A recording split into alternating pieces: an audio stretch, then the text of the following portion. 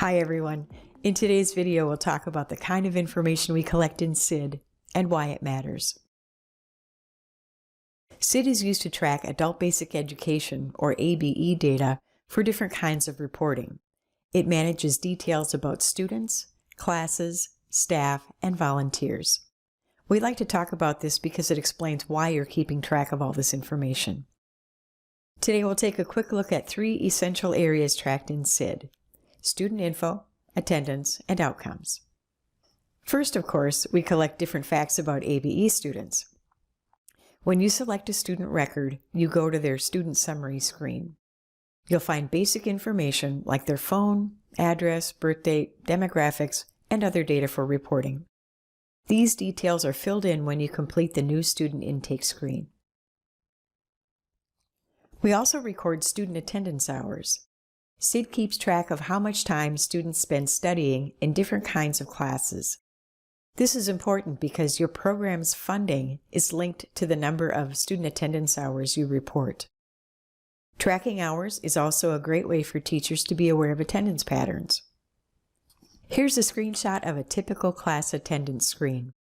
This is the main way most teachers interact with SiD. They log in and take attendance for students in their own classes.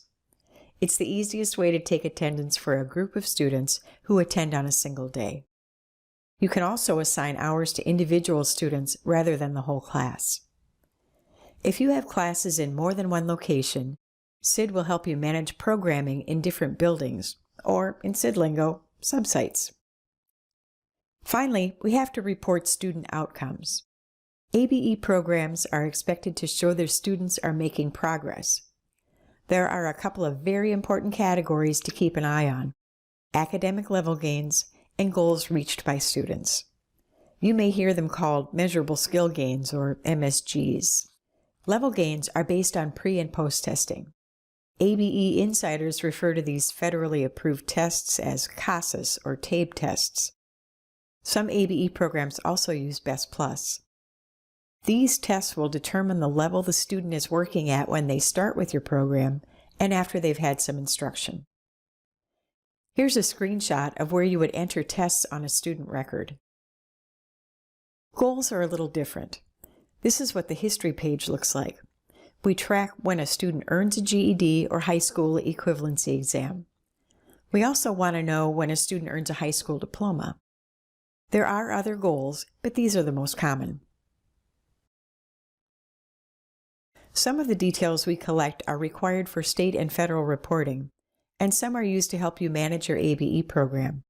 It is important for you to know about the different kinds of reports in case your manager asks you to run them from SiD. Let's start with the federal angle. The data that we report is required by the National Reporting System, or NRS, and the Workforce Investment Opportunity Act, also called WIOA. The federal NRS year runs from July 1st to June 30th. The feds generally want information about participants. A participant is a student who has 12 or more attendance hours. Your program's responsibility is to enter all your student demographics, hours, level gains, and goals into SiD.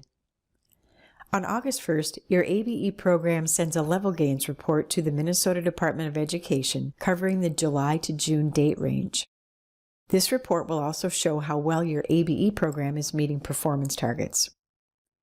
The MDE also has to send reports to the feds for the whole state of Minnesota. Each fall, MDE exports statewide data from SiD. It has demographics, attendance hours, and other facts collected when the student entered your program.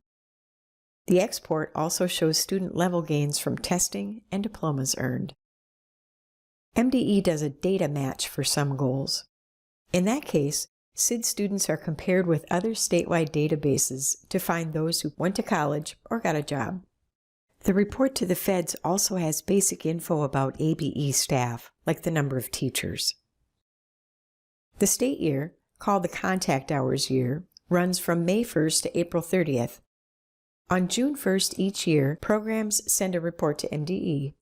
It shows the number of contact hours for all students, not just those with 12 or more attendance hours like the federal NRS report. This report also shows the entry education level for each student. The entry level is based on a student's test result, not how many years of schooling they completed. Finally, SiD can provide info for other reports. For example, some programs send in volunteer reports to Literacy Minnesota once a year. Others share ABE info with community education departments.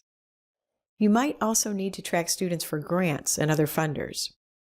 Many details you need for these reports are already built into SiD.